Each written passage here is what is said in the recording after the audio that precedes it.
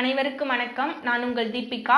கடந்த 2 நாளைக்கு முன்னாடி விழுப்புரம் விக்கிரவாண்டியை சேர்ந்த ஒரு தனியார் பள்ளியில லியா லட்சுமி அப்படிங்கிற 3 வயசு உள்ள ஒரு எல்கேஜி படிக்கிற பெண் குழந்தை தவறுதலா கழிவுநீர் தொட்டியில விழுந்து இறந்துட்டதா சொல்லி பெற்றோருக்கு 3 மணிக்கு மேல செய்தி அனுப்பப்பட்டிருக்கு. ஆனா அவங்க சொல்றது என்ன அப்படின்னு பாத்தீங்கன்னா, 11 மணிக்கு என் குழந்தை விழுந்து இறந்துட்டு, ஆனா அவங்க என்கிட்ட சொன்னதே 3 மணிக்கு அப்புறம் தான் தெரிய வந்திருக்கு அப்படிங்கிறதையும் பெற்றோர் தரப்புல ஒரு குற்றச்சாட்டா வச்சிருக்காங்க.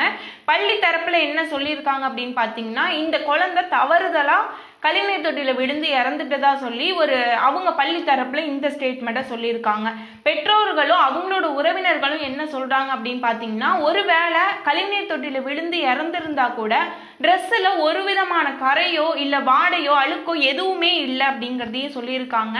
அதுக்கடுத்து என்ன சொல்லியிருக்காங்கன்னா, இப்போ உள்ள காலகட்டத்தில் எல்லா தனியார் பள்ளியிலையுமே மூளைக்கு மூளை சிசிடிவி ஃபுட்டேஜ், சிசிடிவி கேமரா அப்படிங்கிறது இருக்கு.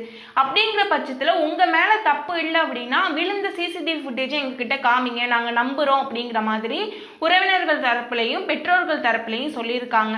அது மட்டும் இல்லாம குழந்தை இறந்ததுக்கு நிதி உதவியா அரசாங்கத்தின் மூலியமா 3 லட்சம் ரூபாய் செக்கா கொடுத்திருக்காங்க.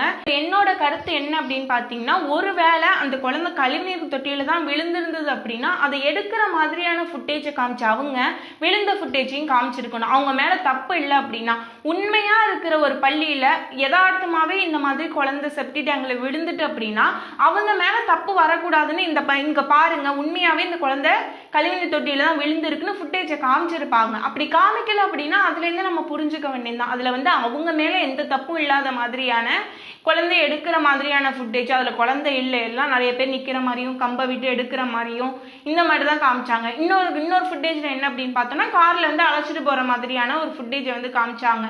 அவங்க மேல தப்பு இல்லைன்னா ஒருவேளை அவங்க பேரண்ட் தரப்புல ஒரு சந்தேகம் வருது, இந்த மாதிரி குழந்தைய அடிச்சுதான் கொண்டுட்டாங்க அப்படிங்கிற மாதிரியான ஒரு சந்தேகம் வருது, அடிச்சதுல கீழே விழுந்து இறந்துட்டு அப்படிங்கிற மாதிரியான ஒரு சந்தேகம் பேரண்ட்ஸ் மத்தியிலையும் உறவினர்கள் மத்தியிலையும் கிரியேட் ஆகியிருக்கு. அப்படின்னா அவங்க பண்ண வேண்டிய ஒரு விஷயம், அவங்க ஸ்கூல்ல நடந்த ஃபுட்டேஜை காமிச்சிருக்கணும், கிளாஸ்ல உள்ள ஃபுட்டேஜை காமிச்சிருக்கணும். இந்த மாதிரி கிளாஸை பாருங்க, இந்த டைம் வரைக்கும் குழந்தை உள்ளதா இருந்திருக்கா, வெளியில போனப்பதான் விழுந்திருக்குங்கிறத ஃபுட்டேஜா காமிச்சிருந்தாங்க அப்படின்னா இந்த அளவுக்கான பிரச்சனை எதுவுமே நடந்திருக்காது.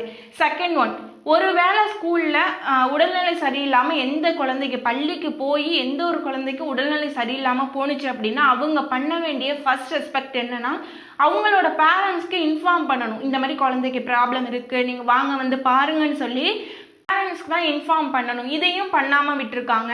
இதற்கிடையில முதல் கட்ட உடல் கூராய்வுல என்ன சொல்லியிருக்காங்க அப்படின்னா, அந்த குழந்தையோட நுரையீரல்ல கழிவுநீர் இருக்கு அப்படிங்கிறதையும் முதற்கட்ட உடல் கூராய்வுல சொல்லியிருக்காங்க.